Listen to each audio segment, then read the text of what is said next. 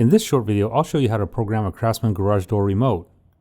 These instructions will also be similar on Chamberlain, Liftmaster and Sears garage door openers. I just replaced the main circuit board on my garage motor unit, so this remote isn't working right now. But here's how to program it. You might need to remove the light cover on the motor housing first.